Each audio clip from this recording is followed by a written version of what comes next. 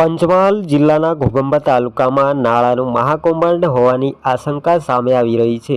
ગઈકાલે ઘોગંબાના ઊંચાબેડા ગામમાં બની રહેલ નાળાના ફોટો વિડીયો વાયરલ થતા તાલુકામાં વિકાસના કામોમાં મહાકૌભાંડની આશંકાને સમર્થન મળી રહ્યું છે।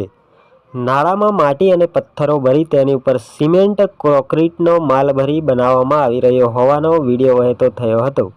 રાજ્ય સરકારની વિવિધ ગ્રાન્ટમાંથી રોડ, રસ્તા, નાળા, પેવર બ્લોક, આવાસ, ચેકડેમ, ચેકવોલ, કુવા, કેટલશેડ સહિતના થતા વિકાસના કામોમાં ભારે ભ્રષ્ટાચાર કરવામાં આવ્યો હોવાના આક્ષેપ પણ ગ્રામજનો કરી રહ્યા છે। ઊંચાબેડા ગામમાં મોટા ભ્રષ્ટાચારની ચર્ચાઓએ જોર પકડ્યું છે। ઘોગંબા તાલુકાના ઊંચાબેડા ગામમાં નાળું બની રહ્યું હતું તે સમયે ગામના જાગૃત નાગરિકે વિડીયો વાયરલ કરી કૌભાંડનો પર્દાફાશ કર્યો હતો।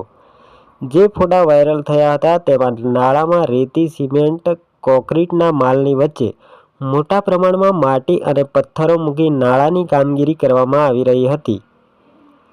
પથ્થરો મૂકી નાળાની કામગીરી કરવામાં આવતા પોતાની કથિત ભ્રષ્ટાચારી કામગીરી છુપાવવાના આશયથી ઊંચાબેડા ગામના સરપંચ ઉદયસિંહ રાઠવા દ્વારા કામગીરીના નિરીક્ષણ હેતુ ગયેલા જાગૃત નાગરિકને ધમકાવી અને મા બેન સમાણી ગાળો ભાંડતો વિડીયો પણ વાયરલ થયો છે, જે હાલ ખૂબ જ ચર્ચામાં રહ્યો છે।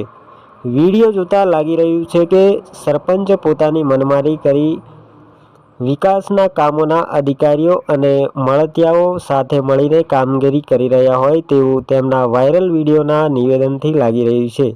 તો શું આ સરપંચ દ્વારા કરવામાં આવેલ વિકાસના કામોમાં અધિકારીઓ દ્વારા તપાસ હાથ ધરવામાં આવશે કે પછી કુંડળીમાં ગોળ ભાંગશે તે જોવાનું રહ્યું। મનોમંથન ન્યૂઝ, જગદીશ રાઠવા, ઘોગંબા।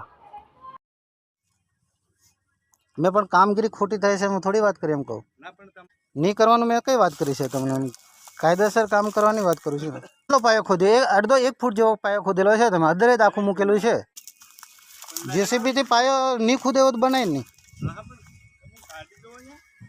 અને પેલી બાજુ બી ભરાઈ કરવું પડે આપણે થોડું છે ને આમ અધર પેલી બાજુ પાણી પડે ને પેલી બાજુ ઊંડો ખાડો ખોદવો પડે અહીંયા તમે પગ મૂકીને અહીંયા બળો છો અધરેક ને અધર તો થતો અહીંયા પાયો ખોદલો છે અહીંયા પાતો એ તમારી બાજુમાં ના એટલે છેલ્લું નાળાનું છેલ્લો હા